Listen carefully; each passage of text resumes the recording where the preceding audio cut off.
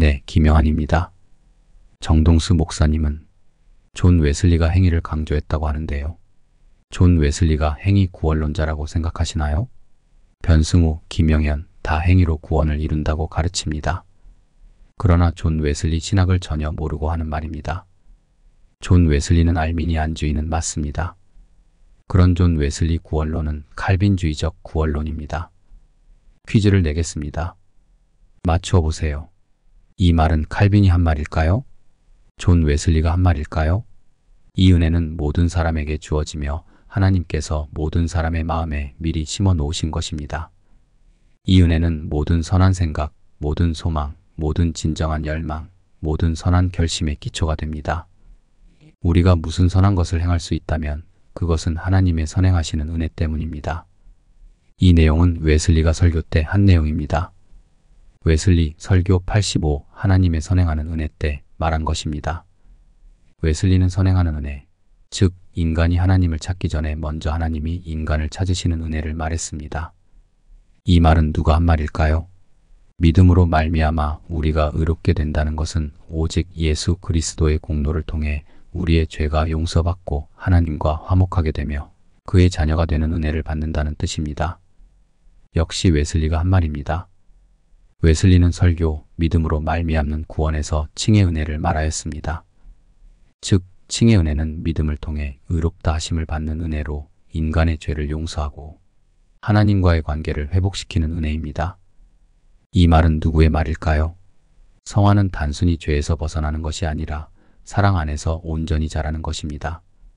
성화는 신자의 마음을 변화시키고 하나님의 성품을 닮아가게 하며 완전한 사랑을 이루게 하는 과정입니다.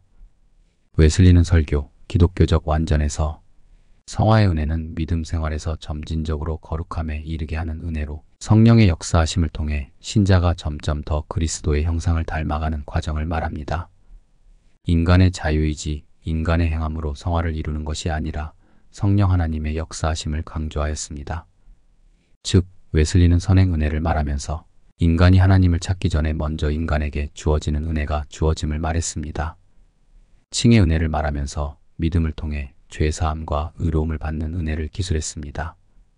더 나아가 성화의 은혜는 신자가 거룩함에 이르게 하며 하나님의 성품을 닮아가는 과정인데 이런 과정에서 하나님의 은혜는 인간의 삶을 근본적으로 변화시키는 중요한 역할을 한다고 했습니다. 웨슬리 신학 혹 교리를 말하면 펠라기우스적이고 알미니안주의적일 것 같습니다. 그런데 구원에 있어 웨슬리는 칼빈주의적 신학 교리를 말하였습니다. 펠라기우스는 인간은 이미 본성이 부패하여 선을 행할 수 없는 죄인으로 태어나 죄를 범하는 것이 아니라 부패하지 않은 본성과 선의 능력과 자유의지를 갖고 태어나나 제대로 배운 것이 없어서 죄를 범한다고 봤습니다.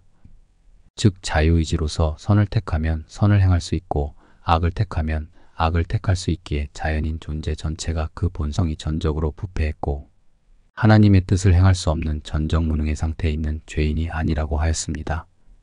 그러나 웨슬리는 종교 강령 제7조에 의거하여 그에 대하여서는 단연코 부인했습니다. 그래서 종교 강령 제8조에서는 아담이 범죄한 이후로 인류의 정형이 그와 같이 되어 자기의 천연적 능력과 사업으로서 마음으로 돌이키며 준비하여 신앙에 이르러 하나님이 그리스도로 말미암아 우리에게 주시는 선한 의지를 얻게 하시는 은혜 부연하면 거듭남, 보혜사 성령의 임재가 아니면 우리가 하나님의 기뻐하시고 받으실 만한 선한 사업을 행할 능력도 권한도 없음을 밝혔습니다. 즉 펠라기우스가 주장한 비기독교인들도 근본적으로 자유의지를 갖고 스스로 믿음에 이르며 선행을 행하여 하나님에게 그 대가로 구원의 은혜를 당연히 요구하여 받을 수 있다는 것을 전제함에 대하여 부정한 것이었습니다. 웨슬리의 구원론은 특히 일부 편벽한 한국의 장로교 목사들 의해 펠라기우스의 행위 구원론, 구교의 신인 연합설, 아르미니우스주의의 신인 협동설과 같은 것으로 매도됩니다. 결국 이단으로 공격받곤 하는데 사실 굉장히 무식한 소리입니다. 웨슬리는 원죄 이래로 선행을 행하거나 악행을 안 할 자유의지가 박탈된 인간의 상태, 즉 인간행위 의지의 전적 타락을 인정합니다.